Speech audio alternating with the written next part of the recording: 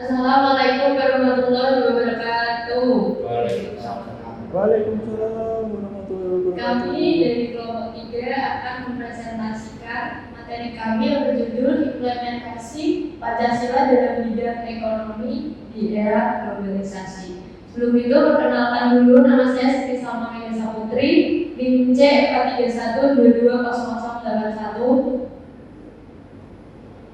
Nama saya Wahyudi Tita Kurniawan, NIM C 431220023. Nama saya Rahmat Darmawan, NIM C 431220019. Nama saya Ridwan Abdul Maulana, NIM C 431220001.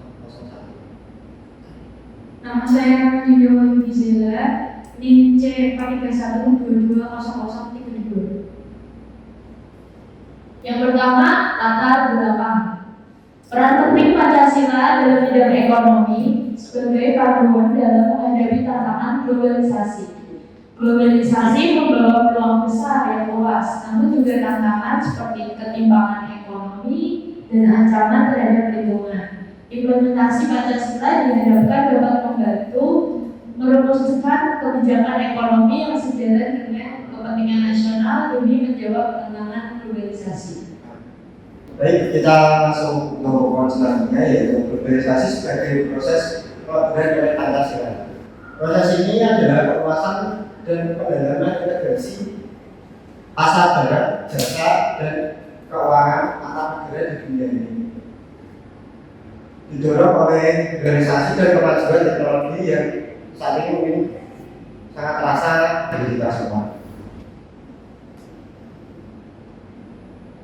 Meskipun meningkatkan spesialisasi, produksi, lapangan pekerjaan, dan kesejahteraan, globalisasi juga dapat berdampak merugikan seperti gejolak moneter yang melemahkan perekonomian negara. Ya, mungkin seperti pasar bebas untuk sekarang ini, kita sadari sekarang negara-negara kita didominasi oleh produk asing, yaitu produksi dari negara Cina. Maka sebab itu kita juga harus memelihara nilai-nilai nasional untuk menjaga jati diri bangsa, seperti mungkin untuk meningkatkan produksi atau barang-barang yang dari lokal. Selanjutnya itu ada sistem ekonomi Pancasila.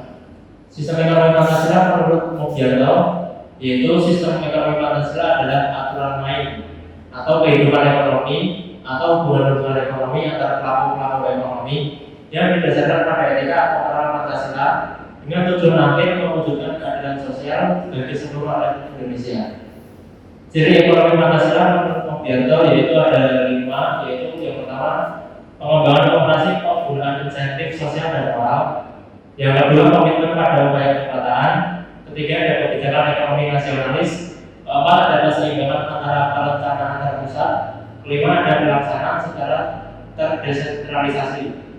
Kemudian ada kelebihan sistem ekonomi Pancasila. Yang pertama, perekonomian disusun sebagai usaha bersama berdasarkan asas kekeluargaan.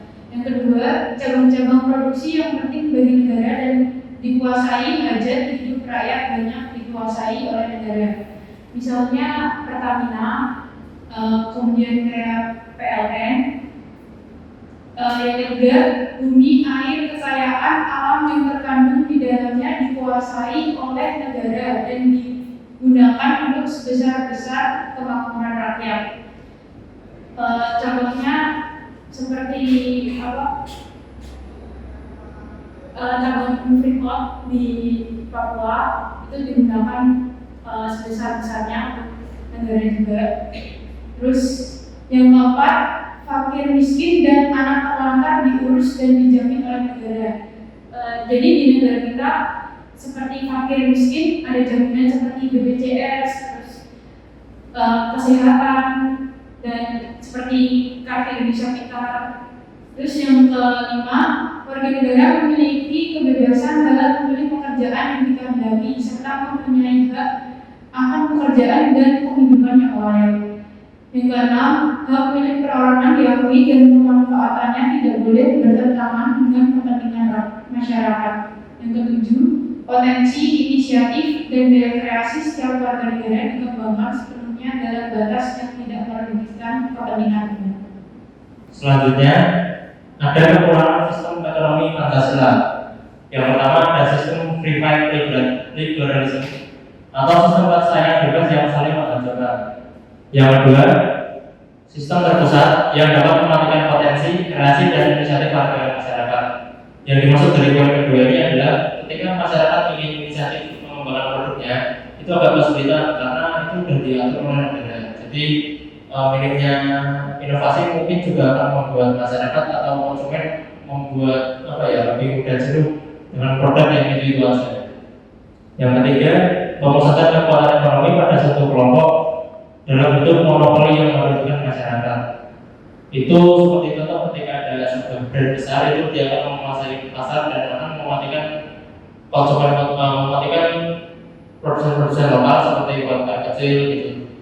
Baik, untuk selanjutnya upaya yang dapat dilakukan untuk membangun ekonomi berlandaskan pada nilai Pancasila di era globalisasi.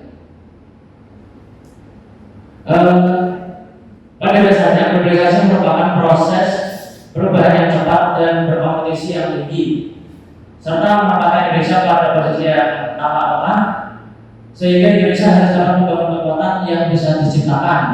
Nah, untuk bisa menciptakan hal tersebut, Indonesia perlu melakukan upaya-upaya yang pertama yaitu seperti membangun nasionalisme konsumen agar mencintai produk lokal.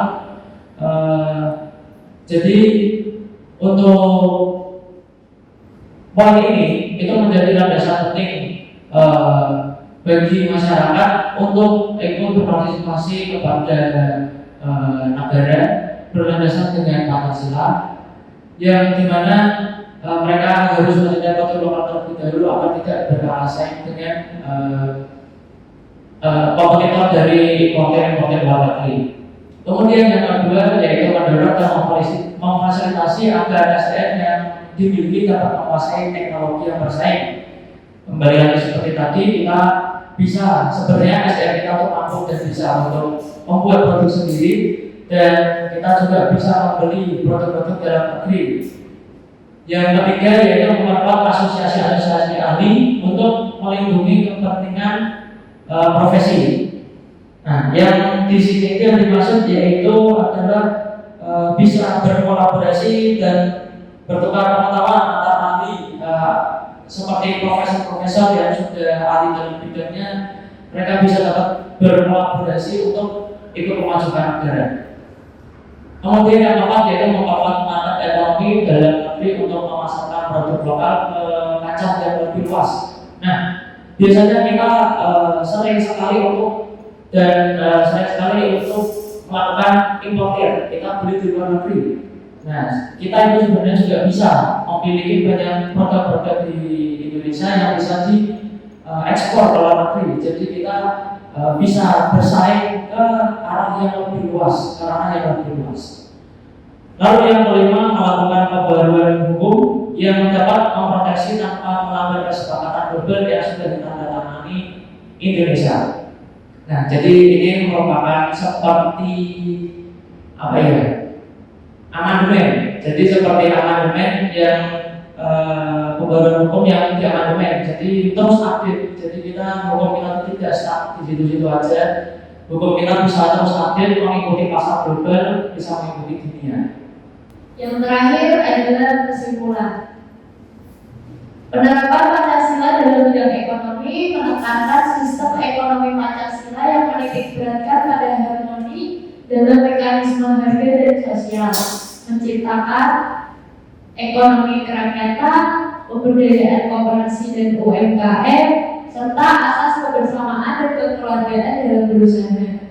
Pembaruan hukum ekonomi Indonesia harus menciptakan kesejahteraan rakyat dengan nilai-nilai Pancasila, terutama prinsip gotong royong sebagai pedoman utama. Sekian dari kelompok kami, kurang lebihnya mohon maaf. Wassalamualaikum warahmatullahi wabarakatuh.